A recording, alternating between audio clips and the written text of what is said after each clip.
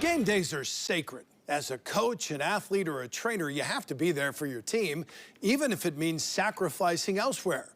As Marley Weirda discovered, a local trainer faced a difficult decision over the weekend until an angel with wings stepped up to the plate to help.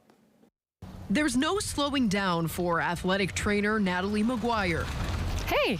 She's always on the move. Pretty crazy. There's a lot of sports going on, and all the coaches have my number, and they just kind of let me know when something's needed. Even with school out for the summer, Natalie stays busy evaluating injuries, stretching hamstrings, and somehow there's always an ankle that needs taping. It's just really kind of driven to help youth athletes and just help them through their injuries and see them go from kind of day zero back to getting on the field. Keep this knee bent just like you had it. It's a job that mostly happens behind the scenes, but one that doesn't go unnoticed. Not only is she an athletic trainer, she's a great friend too. I know in basketball, half our team would be in there just to talk to her, and she's just like a friend to listen to, but also tell you the truth. Natalie has spent 2 years on the sidelines of Vicksburg athletics. She's the only athletic trainer at the school and works with every sport.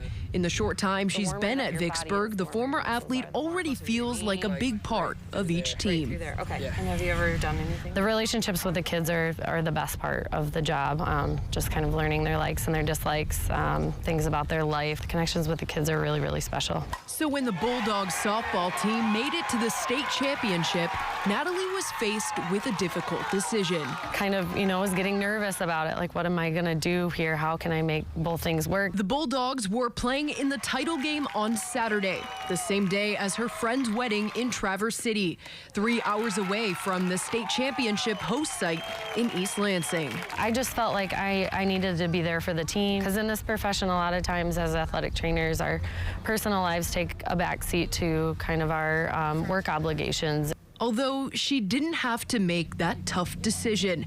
Turns out there was a way she could be at both. 2079 X-ray is ready to go on 18. They call the airplane the time machine, so you're really you're able to go a lot faster. So Andy DeVries is a longtime pilot and parent of a Vicksburg athlete. He offered to give Natalie a ride. Clear for takeoff, and we'll be southeast bound. I heard about it first from the athletic director. I mean, that's how high up. Like, even the school admins are like, "Hey, she's got this event. We got to make this happen for her." And they knew I'm always looking for a reason to fly. DeVries and a co-pilot picked up Natalie in Traverse City after her friend's rehearsal dinner on Friday and flew her down to East Lansing for Saturday's game. Just that she would take that step to do that, just because she knew it was such an important game to us, and that was our last game of the season, and she wanted to be there for it. Shortly after Vicksburg finished runner-up in the state final, DeVries and Natalie headed back to the airport. Just an hour later, they touched down in Traverse City in the nick of time.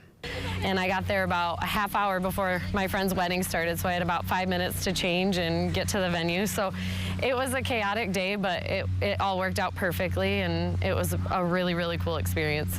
And for DeVries, he didn't hesitate one bit.